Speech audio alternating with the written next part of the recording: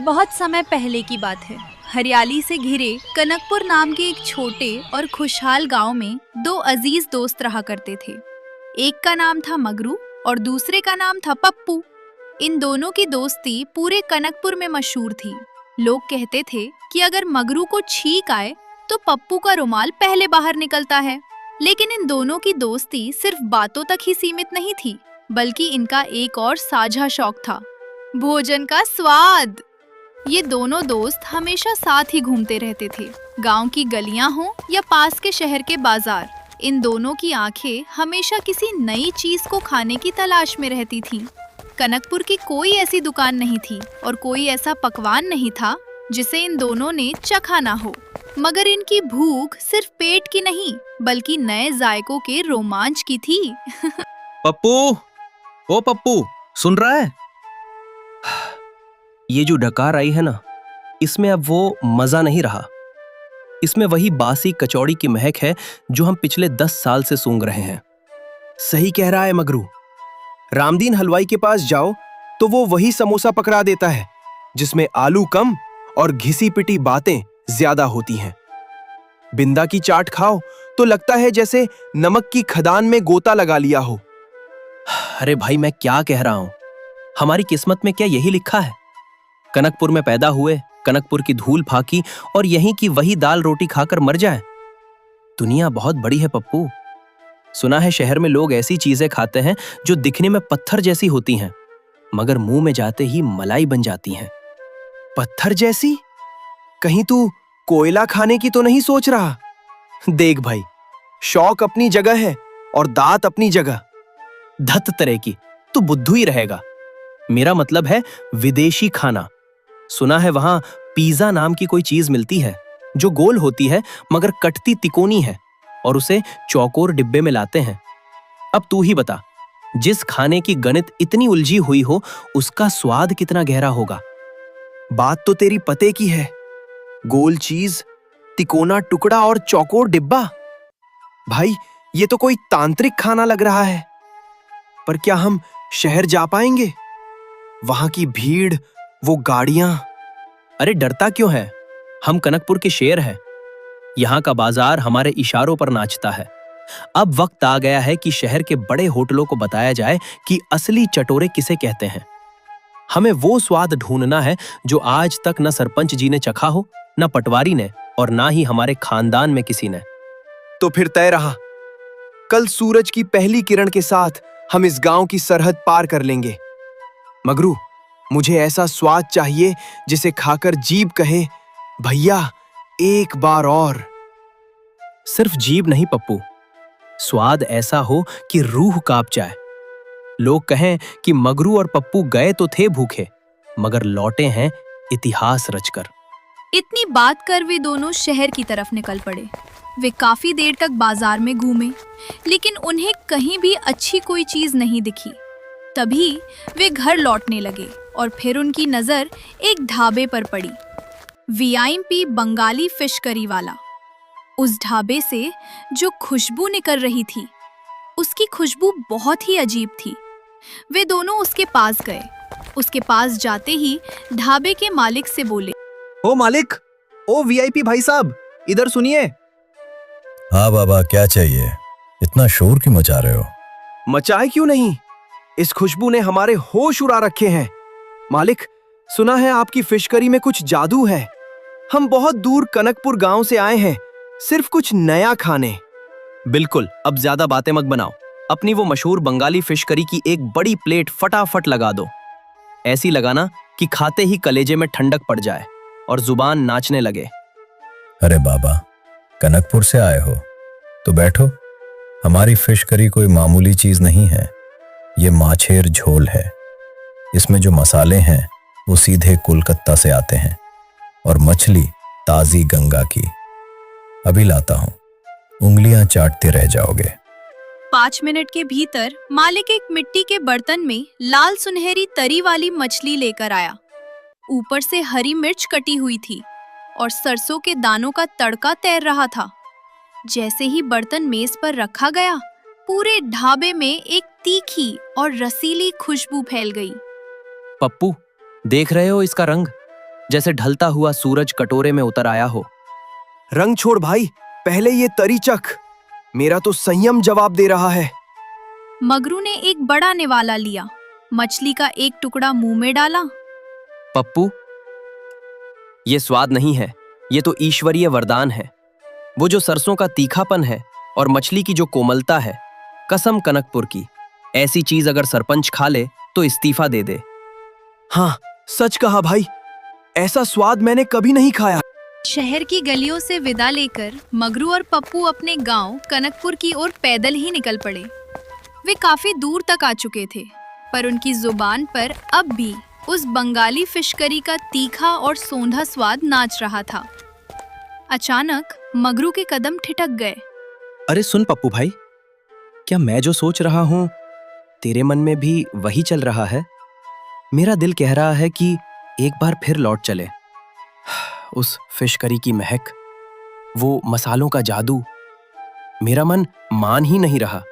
जी चाहता है एक बार फिर जी भरकर खा लूं। मन तो मेरा भी है भाई, पर क्या करूं, जेब तो खाली हो चुकी है। जितने पैसे थे सब शहर की सैर और खाने में उड़ गए। अब तो ढाबे पर जाकर तभी खा सकते हैं जब वहां बर्तन मांजे। कोई और जुगाड़ है तो बता। जुगाड़ तो है, पर क्या तू साथ देगा? मैं सोच रहा हूं कि क्यों ना हम उस ढाबे वाले से बात करें और वहीं काम पर लग जाए। पैसे भले कम मिले, पर हमें रोज वो फिश करी खाने को मिलेगी, और सबसे बड़ी बात, हम उसे बनाना सीख जाएंगे। एक बार सीख गए तो फिर अपने गांव में ठेला लगाएंगे। वाह, क्या दिमाग लगाया है मगरू। गांव वालों को भी खिलाएंगे और खुद भी मजे करेंगे। अब देर कैसी, चलो वापस। दोनों दोस्त वापस वीआईपी ढाबे पहुंचे। मालिक को अपनी राम कहानी सुनाई। उनकी लगन देखकर मालिक ने उन्हें काम पर रख लिया। दिन रात मेहनत करते हुए मगरू और पप्पू ने मछली काटने से लेकर मसालों को भूनने तक का हर हुनर सीख लिया। कुछ महीनों बाद जब वे उस्ताद बन गए तो उन्होंने ढाबा छोड़ा और अपने गांव कनकपुर लौट आए।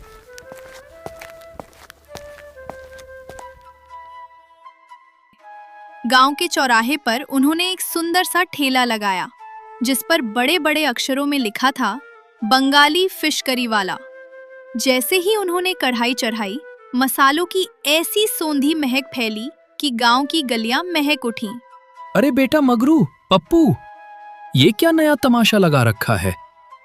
ये कैसी खुशबू है जिसने पूरे गांव को दीवाना बना रखा है? हमें भी तो बताओ, ऐसा क्या अमृत पका रहे हो? काका, ये कुछ नहीं, बस वही फिश करी है। बस बनाने का अंदाज थोड़ा बंगाली है और मसालों का जायका सीधे दिल से निकलता है। अरे भाई साहब, हम तो इस महक से ही पेट भर लिए। सोचो जब खाएंगे तो क्या हाल होगा। अब देर मत करो भैया, फटाफट एक प्लेट लगा दो। हाँ बेटा, मेरे लिए भी एक प्लेट लगा। अब सब्र की घड़ी खत्म हुई, मुझे अभी चखना है। दोनों ग्राहकों के सामने गर्मा गर्म फिश करी और भाप उड़ाते चावल परोसे गए। जैसे ही उन्होंने पहला निवाला लिया, उनकी आंखों में चमक आ गई। ऐसा स्वाद जो किसी बड़े वीआईपी शहर के होटल जैसा था। वाह बेटा वाह, क्या स्वाद है। पूरी जिंदगी बीत गई पर ऐसा जायका कभी नहीं चखा। जैसी खुशबू, वैसा ही लाजवाब स्वाद। तुम दोनों ने ये नई चीज लाकर गांव वालों पर बड़ा उपकार किया है। सही कह रहे हो काका, मैं तो अब रोज यहीं आऊंगा और घर के लिए भी पैक कराऊंगा। कल से मेरा ऑर्डर एडवांस में तैयार रखना। अरे घबराते क्यों हो भाई, अब हम कहीं नहीं जा रहे, इसीलिए तो यहाँ ठेला लगाया है। हमारे यहाँ से कोई भूखा नहीं जाएगा। और काका, अगर कोई कमी लगे तो बेझिझक बोलिएगा, क्योंकि हमारी गलतियां ही हमारा सुधार है। अरे बेटा, गलती की बात छोड़। ऐसा स्वाद मैंने आज तक नहीं चखा। बस पेट भर गया, वरना मन तो और खाने का था। अब चलता हूं, कल फिर आऊंगा।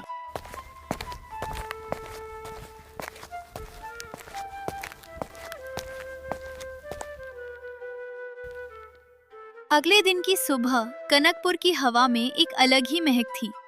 मगरू और पप्पू ने अभी अपने ठेले की सफाई खत्म की ही थी कि गांव के पटवारी जी अपने एक जिगरी दोस्त के साथ वहां आ पहुंचे। कल की चर्चा ने पूरे गांव में हलचल मचा दी थी।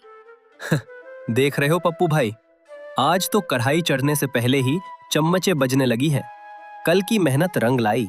बिल्कुल मगरू, बस तू स्वाद में कमी मत आने देना, प्यार और मसाला बराबर रखना। ये दोनों बात कर रहे थे, तभी ग्राहक आ जाते हैं। क्यों भाई मगरू, पप्पू, कल तो तुम दोनों ने कमाल ही कर दिया। आज हम अपने खास दोस्तों को साथ लाए हैं। इन्हें भी तो पता चले कि हमारे गांव के लड़कों ने शहर में क्या झंडे गाड़े हैं। मगरू ने मुस्कुराते हुए फुर्ती से 2 प्लेटें सजाईं और पटवारी जी के साथियों के सामने रख दी। मछली के टुकड़े सुनहरी तरी में डूबे हुए थे और खुशबू ऐसी कि आसपास के लोग भी रुककर देखने लगे। अरे वाह मगरू बड़े भाई, मान गए आपको। हमने तो सोचा था शहर की फिश करी बस नाम की होती है, पर आपने जो स्वाद इसमें पिरोया है उसका कोई जवाब नहीं। ये तो कनकपुर की सबसे बेहतरीन चीज बन गई है। देखा, मैं ना कहता था, इन दोनों बड़े भाइयों ने वो कर दिखाया है जो बड़े बड़े होटल वाले नहीं कर पाते। स्वाद भी है और सफाई भी। अरे नहीं भाइयों, ये तो आप सबका प्यार है। हम तो बस यही चाहते हैं कि कनकपुर का कोई भी व्यक्ति अच्छे स्वाद से महरूम ना रहे। आप लोग हमें बड़ा भाई कह रहे हैं, यही हमारी सबसे बड़ी कमाई है। बिल्कुल, और जब तक आप लोगों का साथ है, हम ऐसे ही रोज ताजा और मजेदार फिश करी खिलाते रहेंगे। बस आप लोग ऐसे ही आते रहिए और हमें बताते रहिए कि स्वाद कैसा है। समय एक ऐसी नदी है जो कभी स्थिर नहीं रहती। कनकपुर के बाजार में मगरू और पप्पू का बंगाली फिश करी का ठेला अब एक मामूली ठेला नहीं, बल्कि एक संस्था बन चुका था। दूर दराज के गांवों के लोग भी अब कनकपुर को इन्हीं 2 दोस्तों के नाम से जानने लगे थे। लेकिन नियति ने इन दोनों की दोस्ती की परीक्षा लेने के लिए एक नया खेल रचा। दोनों दोस्तों की शादियां हुईं। मगरू के घर आई चंपा, तीखी मिर्च जैसी तेज और लोमड़ी जैसी चालाक। वहीं पप्पू के घर आई माया, मिश्री जैसी मीठी और ओस की बूंद जैसी सीधी। इन 2 औरतों के कदम पड़ते ही उस घर और उस व्यापार की नींव हिलने लगी, जिसे मगरू और पप्पू ने अपने खून पसीने से सींचा था। सुनिए, आप कब तक इस कोलू के बैल की तरह पिसते रहेंगे? मैं देख रही हूँ, सारा दिन भट्टी के सामने आप खड़े रहते हैं, मसाले आप भूनते हैं, और वो पप्पू, वो तो बस गप्पे लड़ाता है और शाम को गल्ले से आधी कमाई लेकर घर चला जाता है। चंपा, ये कैसी बातें कर रही हो? पप्पू मेरा भाई है। जब हम शहर गए थे तो हमारे पास एक ढेला नहीं था। उसने मेरा साथ तब दिया जब मेरे पास कुछ नहीं था। ये ठेला हम दोनों का है। अरे वो तो पुरानी बातें हो गईं। तब आप बच्चे थे, अब आपका परिवार है। आने वाले समय में आपके बच्चे होंगे। क्या आप चाहते हैं कि आपके बच्चे भी इसी आधे आधे के चक्कर में गरीब रहें? मेरा मानना मानिए, अपना ठेला अलग लगाइए। आपके हाथ का स्वाद ही असली जादू है। अगर आप अकेले काम करेंगे तो सारी कमाई हमारी होगी। तब मैं आराम से घर पर रह पाऊंगी। मुझे किसी के आगे हाथ नहीं फैलाना पड़ेगा। मगरू इतना सुनकर सोच में पड़ गया। चंपा की बातें उसके कान में भिन भिना रही थीं। उसे लगने लगा कि शायद चंपा उसके भविष्य की चिंता कर रही है। दूसरी तरफ पप्पू और माया का घर था। माया को दुनियादारी की कोई समझ नहीं थी। उसे बस इतना पता था कि उसका पति और मगरू भाई मिलकर बहुत अच्छा काम कर रहे हैं। माया, आज मगरू भाई थोड़े उदास लग रहे थे। लग रहा है उनकी तबीयत ठीक नहीं है। जी, अगर उनकी तबीयत ठीक नहीं है तो आप कल सारा काम खुद संभाल लेना। मगरू भाई ने आपके लिए इतना किया है, आप उनके लिए इतना तो कर ही सकते हैं। और हाँ, मैंने चंपा दीदी के लिए थोड़ा अचार बनाया है, कल उन्हें दे दीजिएगा। अगले दिन ठेले पर माहौल कुछ अलग था। मगरू आज चुपचाप था। उसने पप्पू से ठीक से बात नहीं की। पप्पू ने जब मसाला भूनने की कोशिश की तो मगरू ने उसे झिड़क दिया। रहने दो पप्पू, तुम रहने ही दो, तुमसे नहीं होगा। तुम बस ग्राहकों को देखो, ये मसाले का काम मैं खुद करूंगा। बाद में लोग कहेंगे कि स्वाद खराब हो गया। अरे मगरू भाई, क्या हुआ? कल तक तो हम साथ मिलकर मसाला तैयार करते थे, आज अचानक क्या बदल गया? बदला कुछ नहीं है, बस अब मुझे लगता है कि हर चीज पर मेरा कंट्रोल होना चाहिए। आखिर ये मेहनत मेरी है। पप्पू चुप हो गया। उसे समझ नहीं आ रहा था कि कल तक भाई भाई कहने वाला मगरू आज मेरा तेरा क्यों कर रहा है। चंपा ने देखा कि लोहा गर्म है, अब हथौड़ा मारने का वक्त आ गया है। उसने मगरू को एक अंतिम अल्टीमेटम दे दिया।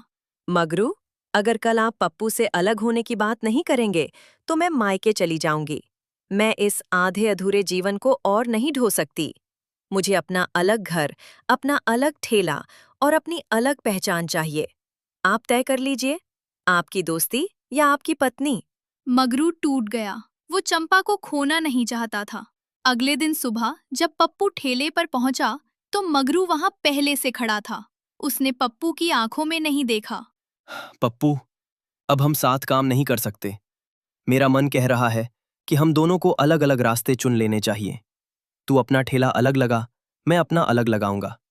इस ठेले के सामान का आधा हिस्सा तू ले जा। पप्पू के पैरों तले जमीन खिसक गई। उसकी आंखों में आंसू आ गए। मगरू भाई, ये आप बोल रहे हैं? हमने कसम खाई थी कि मौत ही हमें अलग करेगी। क्या एक ठेले की कमाई हमारी दोस्ती से बड़ी हो गई? जिंदगी हकीकत से चलती है पप्पू, यादों से नहीं। फैसला हो चुका। बिना कुछ बोले पप्पू घर लौट आता है और उधर मंगरू अकेला ही ठेला लगाता है। मंगरू पूरा दिन ठेले पर रहता है पर उसका मन नहीं लगता। उसने मन ही मन ये तय कर लिया था कि अब चाहे जो हो जाए वो पप्पू के बिना नहीं रह सकता, चाहे चंपा साथ दे या ना दे। वो तुरंत दुकान बंद कर घर जाता है और चंपा से साफ साफ कह देता है कि वो पप्पू के बिना नहीं रह सकता। इसके बाद वो पप्पू के घर जाकर अपनी गलतियों के लिए माफी मांगता है।